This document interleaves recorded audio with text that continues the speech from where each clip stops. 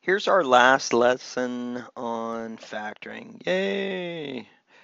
You're going to find this is going to go exactly as the other ones, but hopefully with these special trinomials, we're going to see a fast way of doing them. So the special trinomial, special polynomial we're going to look at today is something called a difference of squares. So a difference of squares is a special polynomial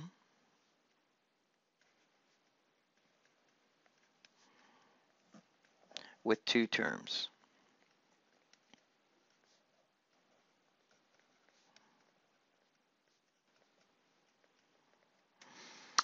An example of a difference of squares is something like x squared minus 16. That's about the simplest one we should see. And what we should notice is this polynomial cannot be factored using any of the techniques we've learned so far. So the first technique we always try is GCF, but this won't work because this polynomial does not have a common factor. So if it doesn't have a common factor, that technique will not work. But again, remember, we always try it first. We cannot use 2 by 2 grouping because this polynomial does not have 4 terms.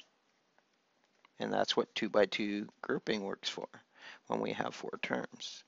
And it is not a trinomial, it's a binomial, so we can't do that little trick, if we want to call it that. But we can't factor a polynomial like this, and the reason is when we multiplied two binomials, we ended up with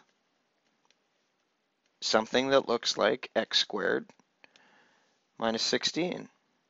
And we ended up with two terms because the middle terms, when we expanded, canceled each other out. So we've seen this going forward, and now we want to undo everything we did going forward. So let's have a quick example pictorially, algebraically. Here's x plus 4, here's x minus 4. We have our x squared there, we have our plus 4x there, we had our negative 4x there, and negative 4 times positive 4 is 16. And what I want you to recognize is those two things cancel out. And again, we want to get in the exact same habit of setting up our box if you're going to do it pictorially. Algebraically, we'd go x times x plus x times negative 4 plus 4 times x plus 4 times negative 4. And when we put those all together, we get exactly the same as we get in the box, and we end up with a binomial. So we have seen these things before when we've moved forward, and if we can make them going forward, we can unmake them, unexpand them, factor them going backwards. And one of the ways we can do it to start is, well, we can make a trinomial. So here's an example, another example of a difference of squares. And if I made a trinomial of this sort we've seen, remember the trinomials we've looked at are ax squared plus bx plus c. What I want you to recognize is we have the x squared term with a leading coefficient of 1. We have our constant, but what we don't have is we don't have that middle term, that x stuff. But we can make it, and we can make it really simply. We can make a trinomial, and there it is right there. I've added in my x term, that thing that is missing, that thing that you have seen a whole bunch of times, or I hope you recognize you've seen it. And if we make a trinomial, what we can then do is we can go and play our game. We got that little trick, and we want to know what are the factors of negative 81 that add up to 0. Well, I'm not going to go through them all, but I hope you realize that there's only one pair that adds to 0 and multiplies negative 81. And what this little trick allows us to do, given that we have a trinomial, is it allows us to do it algebraically or pictorially. I'll do it pictorially first. And it allows us to go through our methods that you have been learning. And again, our final one is a check. So one of the ways we can deal with these special binomials is we can make them into a trinomial. And what we would always do if we were going to do this method, we'd always add a 0x. We want to get something that looks familiar. Algebraically, you still need the little trick. So algebraically, what it would look like is it would look like this. Break it down the middle, factor this side, we get very straightforward. But on the right hand side, you have to remember that little, again, that beware of negatives, right? They have obviously a 9 in common. 9 goes into 9 and 9 goes into 81, but they also have this negative in common. So our GCF is in fact negative 9. And when you divide negative 81 by negative 9, you get positive 9. So 2 by 2 grouping, again, keeps coming into play. So one of the ways we can factor a difference of squares, remember, a special polynomial, is to make a trinomial. We'd always add a 0 in the middle, 0x, and then we go through the way we've factored the last 2 days.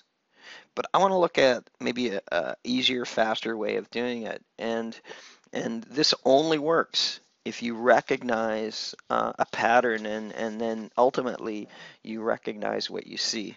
So if we recognize what a difference of squares looks like and the pattern of every product, then we can factor very easily and quickly. So here are 4 examples, and they are all differences of. What I want you to recognize is, what kind of patterns do you see on the left? Well, the patterns I want you to see on the left are, on the left-hand side, we have 2 terms. And those 2 terms are separated by a minus sign, and each of those 2 terms is a perfect square, meaning each of those terms, x squared and 1 and x squared and 49 and x squared and y squared and so on, you can take the square root. So each term is a perfect square. And by that, the easiest way to identify a perfect square is you can take the square root. You can square root both. So for example, if you look at this last one right here, well, we have 2 terms. They're separated by a minus sign, and I can take the square root of 4x squared, 2x times 2x. So for example, with this one right here, this is 2x times 2x, and obviously 9 is 3 times 3. So this is what would be asked to factor, and if we can recognize a pattern, we don't have to make a trinomial. What we can do is go, hey, that's a difference of squares, and I know how to factor that really quickly. Well, let's look on the right-hand side, because these are all factored properly. These are 4 examples of difference of squares, and I've given you the factored form, and I've given you the original question. So what do we notice in the factored form on the right? Well, the factored form on the right, here's what I hope you recognize. We have 2 binomials that look exactly the same, that are the same, except for the signs. And again, what we want to notice is we have 1 positive, 1 plus, and 1 subtract. So here's what I mean right here. There's a plus, there's a plus, there's a plus, there's a plus. There's minus, minus, minus, minus. And what you should notice is all this other stuff is exactly the same. So each one of the binomials looks the same, except one has a plus and one has a minus. And what you're going to see in gaining more experiences, this will always be the case. And if we recognize what a difference of squares looks like, that's this part right here. If you recognize what it looks like, you could automatically jump to the factored form because they're special. Okay, let's look at 2 quick examples. Okay, every difference of square is of the form above. and we should be able to factor it very quickly. So the first thing we want to do is recognize it for what it is. In example number 3, I have two terms.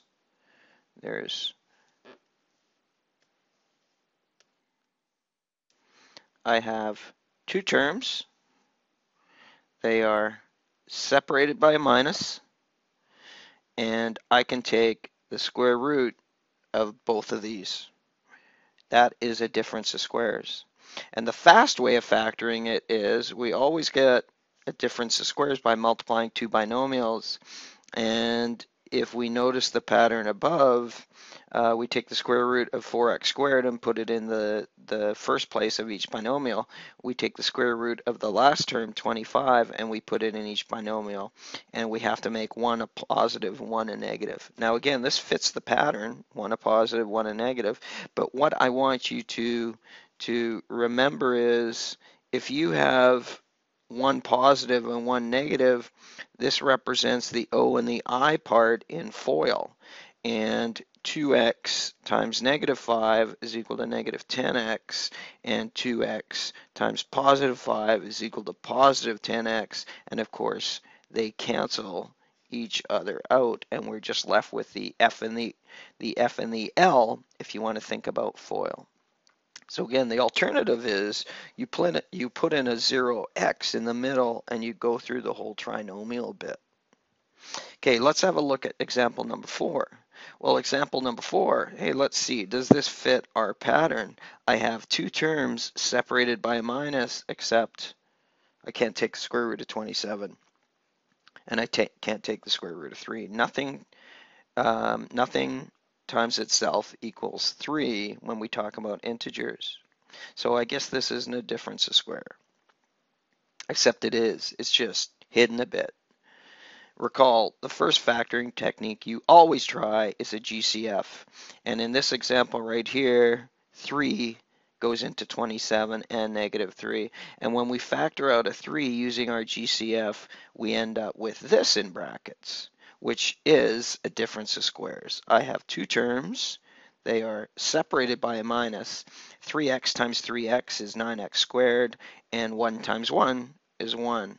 So what we have here, buried beneath the greatest common factor, is the square root of 9x is that, the square root of 1 is that, and my pattern says one has to be a positive, one has to be a negative, but I hope you understand, again, based on what we said over on the left-hand side in example number 3, that those middle terms cancel each other out.